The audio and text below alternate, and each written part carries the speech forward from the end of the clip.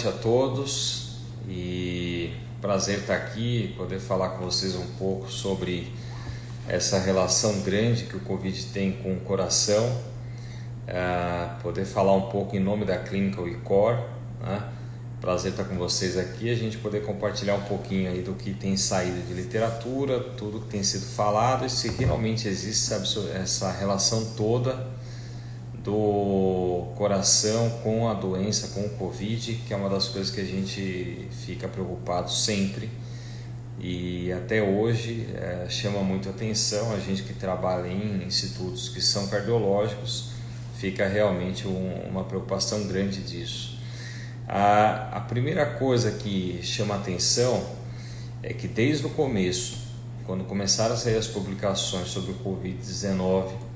uma das coisas que a gente notou é que um dos pontos principais de entrada do Covid na célula era justamente um receptor que está extremamente presente na célula cardiológica, que era o receptor da enzima conversora da angiotensina 2. Isso já mostrava no primeiro momento a grande relação que existia entre o coração e a doença infecciosa do Covid, ou seja, tem alguma coisa desde o início que fazia uma interface entre uma doença e outra. Não é à toa que 20% das pessoas que têm Covid-19 internam, isso é uma casuística mundial, e dentre essas pessoas que internam, a gente nota que uma das grandes morbidades, talvez a mais presente de todas, seja a cardiovascular, ou seja, às vezes o doente pode ser só um hipertenso, pode ter realmente uma cardiopatia grave, um paciente que já teve infarto antes,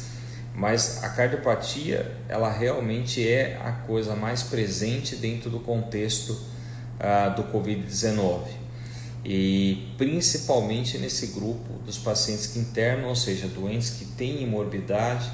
pacientes que se apresentam pior ao pronto-socorro, à unidade de emergência. E por si só, o fato dele ter cardiopatia já é um fator de risco adicional, então já implica que esse doente tem um risco maior de morrer. O que é interessante observar é que quando a gente compara doenças como o outro coronavírus, ou quando a gente teve aí a gripe suína, o H1N1, a gente nota que a porcentagem de pacientes cardiopatas nesses grupos, pacientes graves que internavam, era muito menor. Então a gente via 10%, 15%, até 20% dos doentes sendo cardiopatas, e agora a gente chega a ver 40% dos doentes com alguma cardiopatia adicional. Então isso de novo contempla a ideia de que o Covid-19 tem uma altíssima correlação com a doença cardiovascular e a preocupação que a gente tem com isso também. Não é só em termos de casuística que isso é importante, né? Então não é só eu ficar olhando para quem interna, para quem fica grave e dizer que ele tem a cardiopatia ou não. Mas mesmo pacientes que não têm cardiopatia prévia, que internam, o que o Covid-19 tem mostrado, isso tem sido uma realidade para a gente, que esses doentes têm um risco muito maior de apresentar algum problema cardiológico ao longo da internação, né? Então, eles têm por si só um risco associado à sua doença de base, então de morrer mais, de ter mais intubação orotraqueal, de um padrão pulmonar até pior também, mas o que tem se observado de interessante é que o doente que interna, mesmo não sendo cardiopata, o risco de ter cardiopatia é realmente muito maior. E por que isso aconteceria? Por essa relação da entrada na célula, de ter um receptor específico para entrar que tem uma alta afinidade pelo coração. Segundo, porque o doente com Covid-19 é um doente que sofre um processo inflamatório muito importante e essa chuva inflamatória, essa tempestade inflamatória que o doente tem,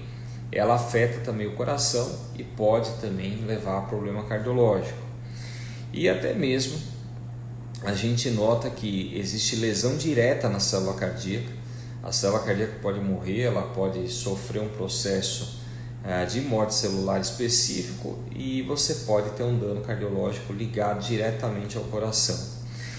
E de uma certa forma que a gente vê que esses pacientes desenvolvem grande parte arritmias, de todas as complicações do paciente com Covid internado, a arritmia é a complicação mais comum. Eles desenvolvem, por vezes, e a gente tem várias descrições já, miocardites, que são inflamações do músculo cardíaco, perdem muitas vezes a força de contração de bomba do músculo do coração, e a gente vê de tudo. A gente vê ocorrer uma incidência elevada de infarto nesses pacientes, talvez por rotura das placas de gordura, por inflamação dos vasos em conjunto. A gente vê líquido derramado em volta do coração, que a gente chama de tamponamento cardíaco, acontecer nesses pacientes também com uma certa frequência, mostrando que não é só uma casuística inicial de que esses doentes tenham uma correlação em internarem mais ou se apresentarem pior em termos da infecção, mas até mesmo do ponto de vista cardiológico específico, eles têm muito mais complicação, e mesmo quem não é cardiológico também tem muito mais complicação, mostrando como isso realmente complica os pacientes, como isso é uma coisa que gera uma preocupação muito grande para quem cuida do paciente com Covid, e principalmente para quem é cardiologista, está nessa linha de frente e já tem os seus doentes que são cardiopatas e tem a apresentação pela infecção, acrescentando um risco ainda maior. Para que vocês tenham uma ideia, a gente usa como um marcador importante de prognóstico, até de avaliação de risco do doente, alguns marcadores sanguíneos, que são marcadores como, por exemplo, o marcador do infarto, a troponina. E esse tipo de marcador tem uma correlação direta muito alta com a mortalidade do doente dentro da internação, ou seja, quem tem um marcador positivo morre muito mais, até com um risco maior do que o próprio fato de ele ter uma doença cardíaca ou não. Então, isso também mostrando como é importante e como tem a correlação sim da lesão cardíaca com o risco do doente evoluir mal, de morrer, de ter complicações e obviamente ter muito mais sequelas. Para piorar um pouco, e talvez para agravar um pouco o quadro do que a gente está falando,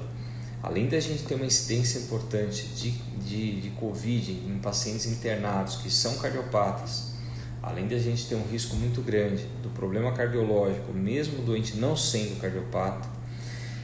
uma das coisas que a gente vê também interessante é que o próprio tratamento, que em boa parte dos hospitais vem sendo instituído, ele também pode ter implicação cardiológica nos pacientes. O que eu quero dizer com isso? Ora,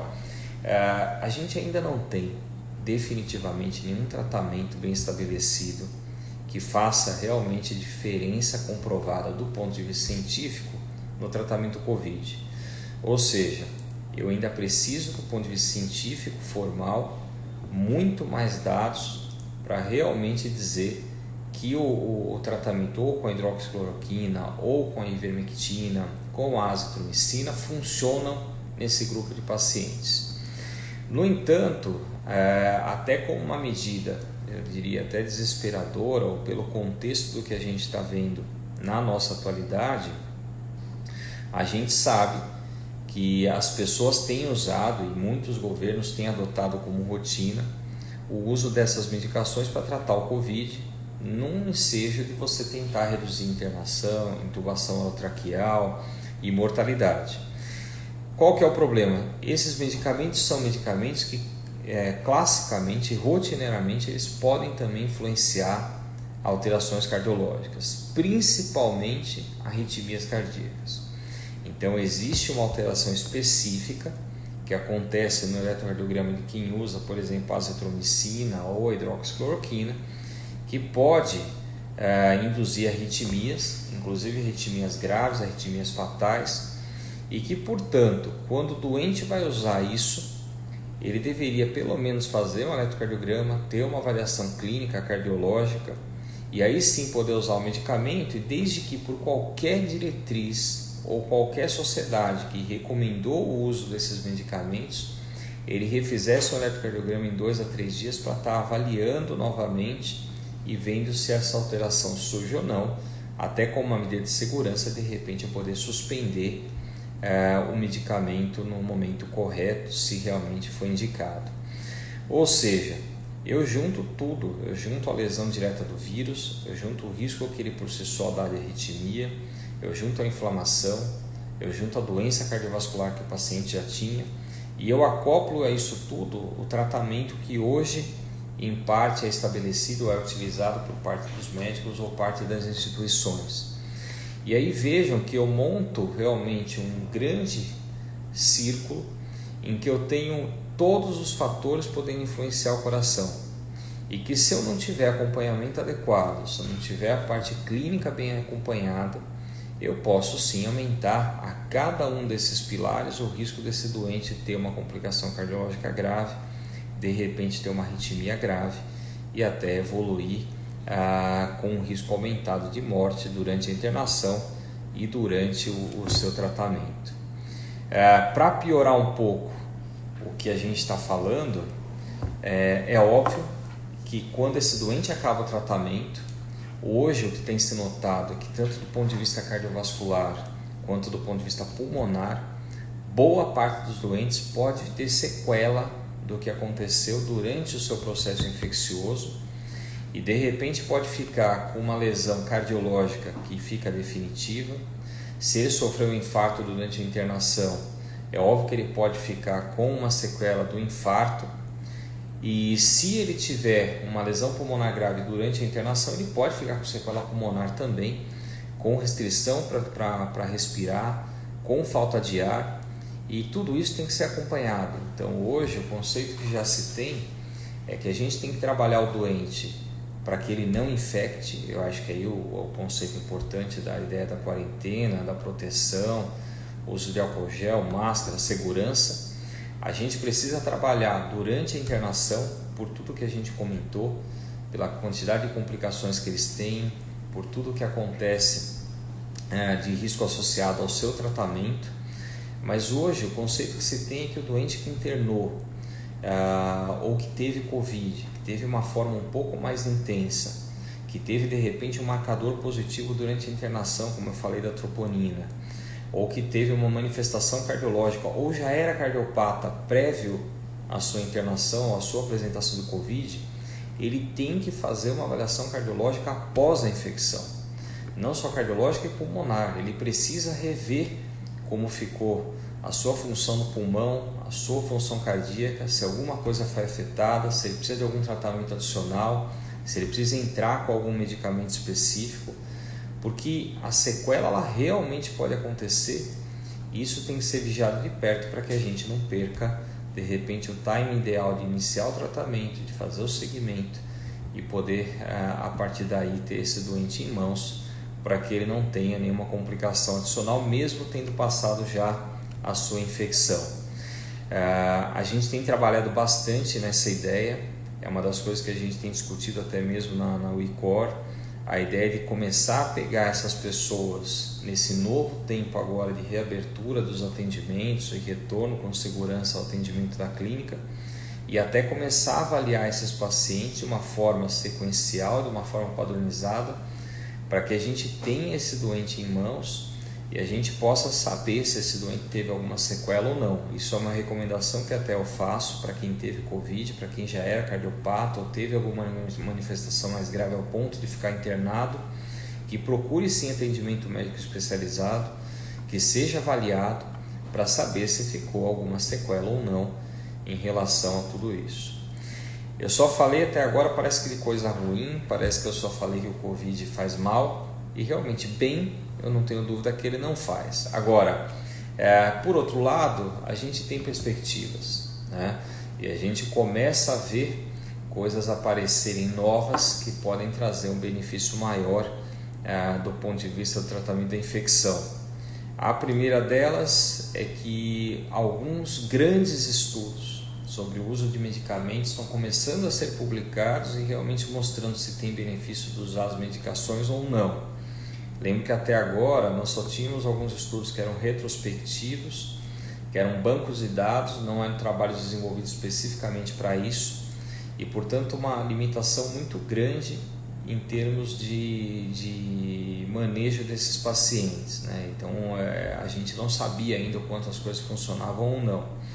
O primeiro grande estudo publicado foi um estudo do Remdesivir, que é um antiviral, mostrando que você usar o medicamento, você diminui o tempo de internação e de manifestação dos sintomas dos doentes, não mudou a mortalidade, mas já teve uma redução nesse ponto. Isso é muito parecido, pessoal, com o que o Tamiflu faz no influenza, na gripe, né? Então ele não muda a mortalidade, mas ele reduz o tempo de sintomas, o tempo de manifestação. E que é uma coisa importante quando a gente pensa num doente que fica 10, 14 dias internado, ocupa leito de UTI por muito tempo, então é uma coisa realmente interessante. E agora nós temos estudos grandes para saírem, o da hidroxicloroquina, que é um estudo grande, que deve sair, inclusive estudo nacional. Eu participei nos doentes menos graves como um dos investigadores do estudo. Da azitromicina, que é um estudo que é o mesmo estudo na verdade, deve sair também em relação a esse dado.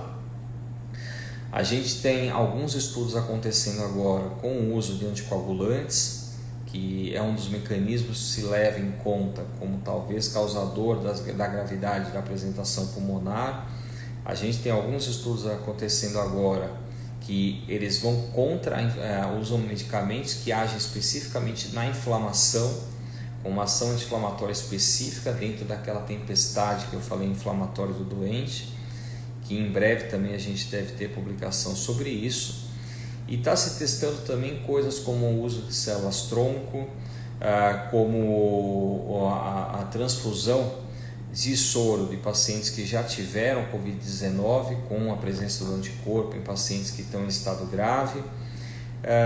além daquilo que provavelmente vai ser a grande mudança na rotina de todo mundo e o grande retorno a uma vida relativamente normal, perto do que a gente tinha antes,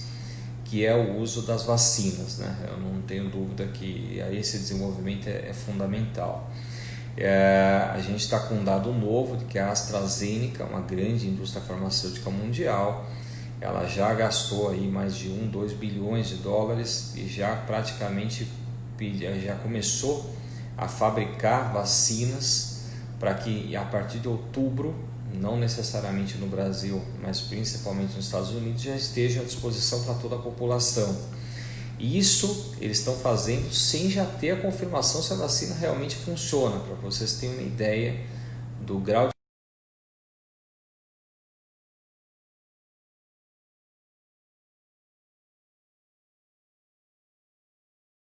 de inteiro e possa reativar a economia, a vida social das pessoas e voltar a gente a ter aquilo que a gente tinha antes também. Então, existe uma perspectiva muito grande de vários tratamentos que vão sair agora ao longo do ano. A vacina é o grande ponto, para mim também aquilo mais importante, talvez a grande mudança no conceito do tratamento do Covid, e que a gente espera que em breve aconteça para que a gente passe a viver um outro momento na nossa vida e saia de toda essa preocupação. É interessante eu comentar uma última coisa que às vezes as pessoas esquecem. Essa semana teve uma publicação importante na revista da Sociedade Europeia de Cardiologia,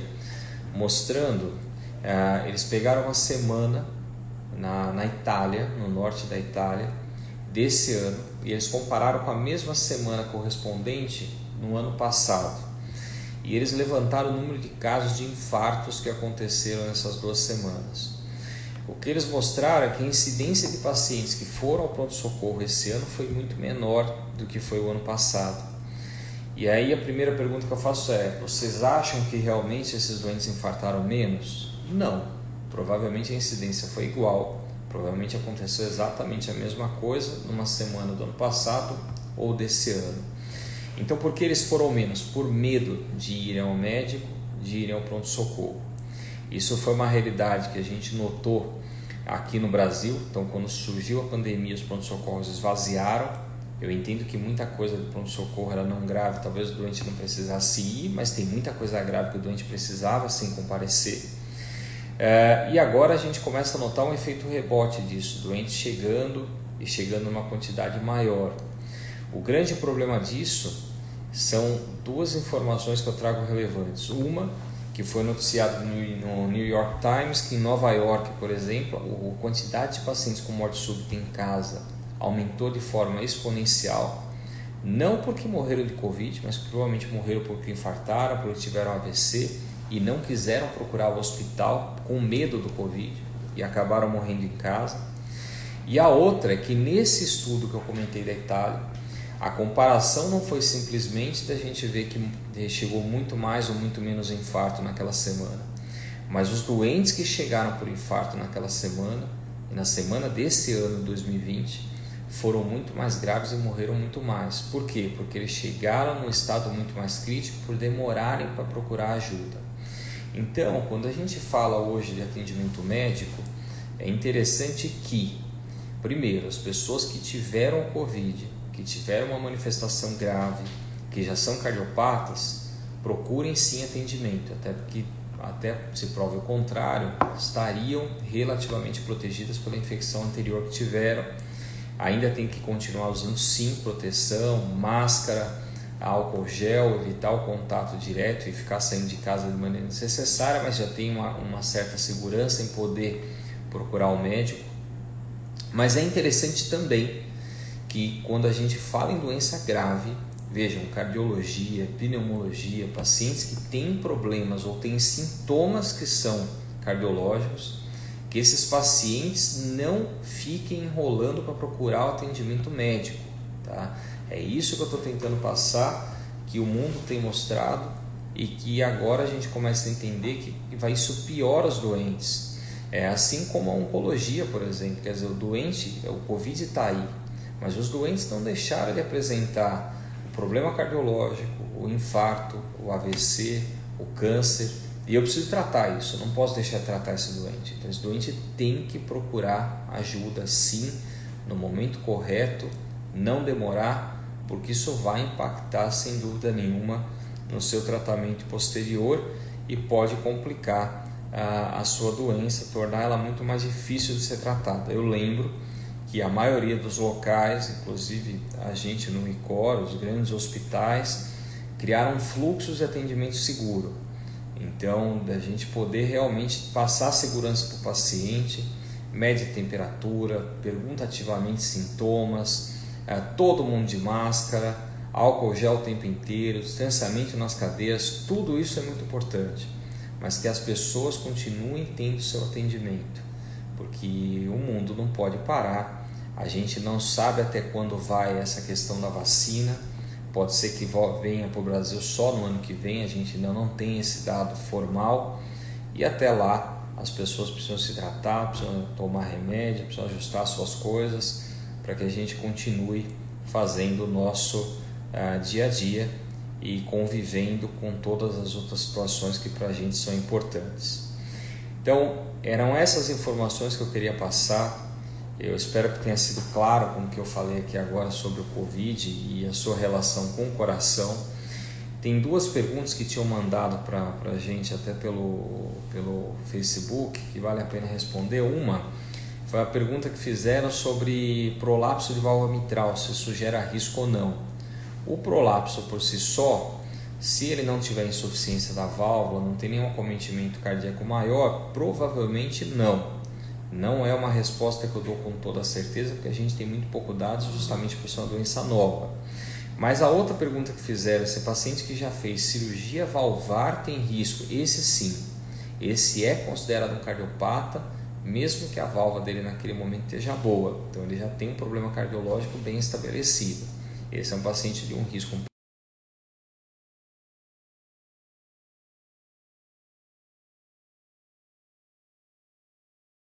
sim, a gente olha para ele diferente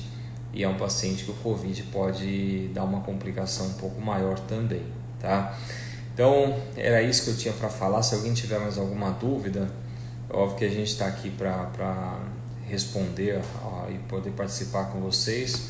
Esse vídeo depois vai ficar no ar para que vocês possam ver, possam assistir, tirar algumas dúvidas desse conceito do coração com o Covid.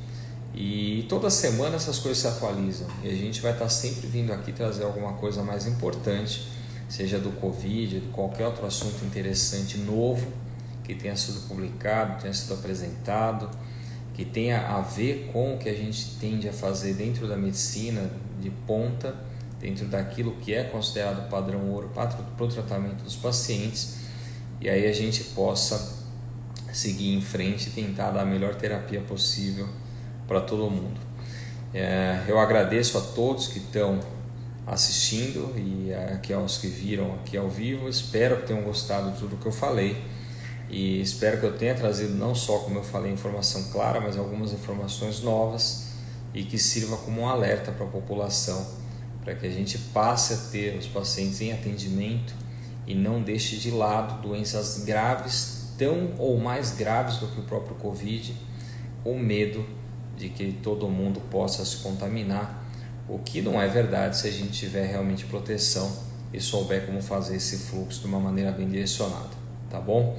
Uma boa noite a todos e em breve a gente se vê aqui novamente. Um grande abraço a todos e até mais.